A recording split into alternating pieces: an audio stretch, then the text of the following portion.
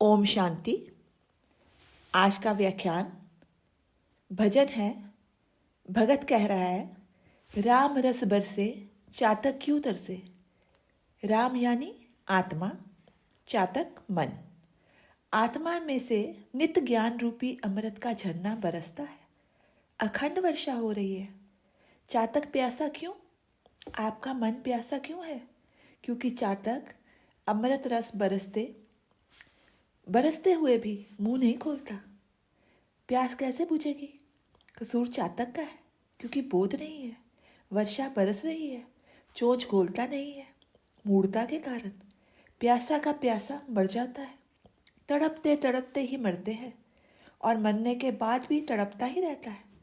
आत्मा की शांति के लिए, आत्मा की शांति के लिए तो आया था यहाँ, लेकिन बरसता हुआ अमृत नहीं ग्रहण किया, चोंच नहीं खोली, मर गया।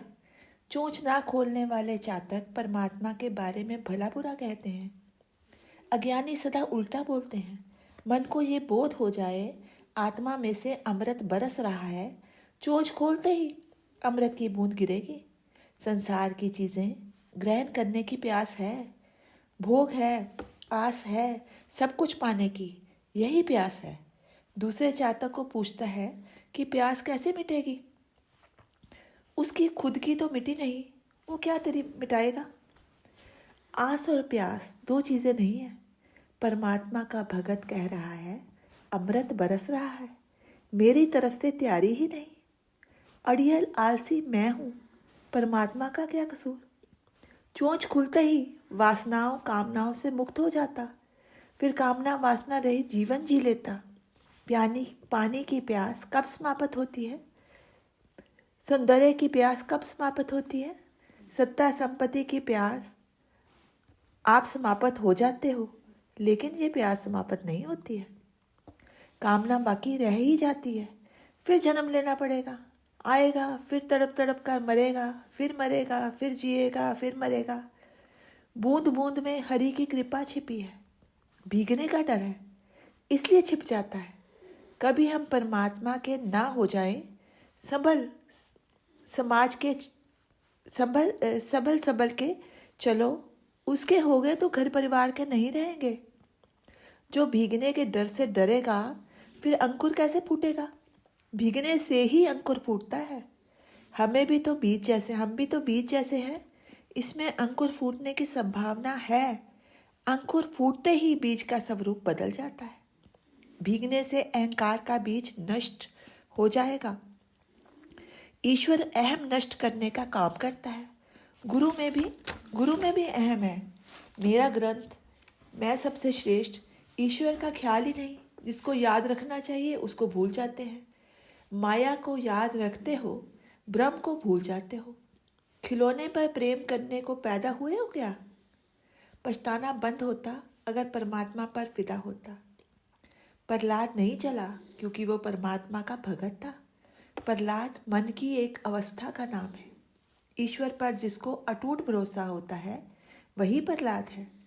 काम, क्रोध, मोह, लोभ का चक्र हटा दे। भीगने के डर से छतरी ली है कभी? अगर ली भी है तो वो विकारों की। कहीं निर्विकारी की वर्षा ना मुझ पर गिर जाए।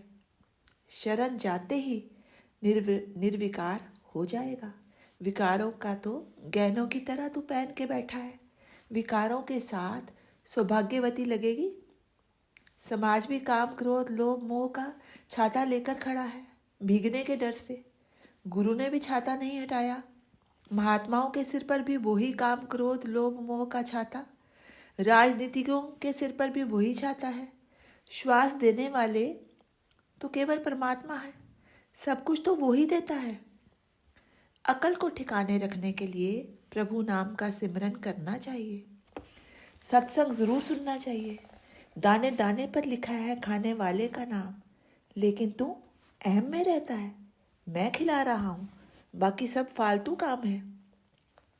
परमात्मा को याद रखना ही मेन काम है।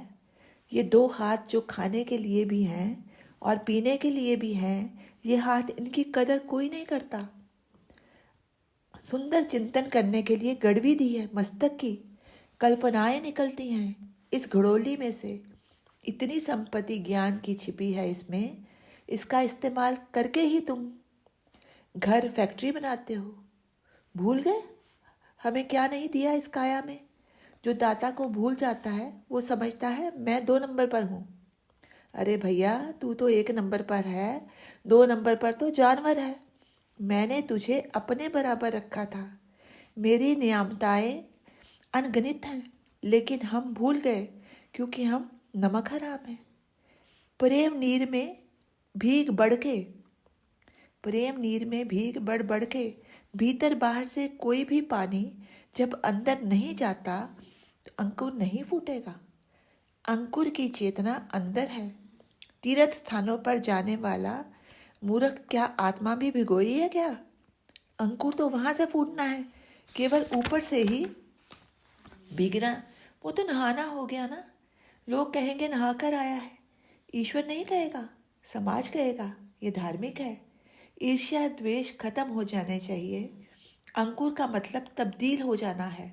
बाहर से भीगने से कोई मुलायम नहीं होता, बाहर अंदर दोनों से भीगना होगा तभी मुलायम होएगा।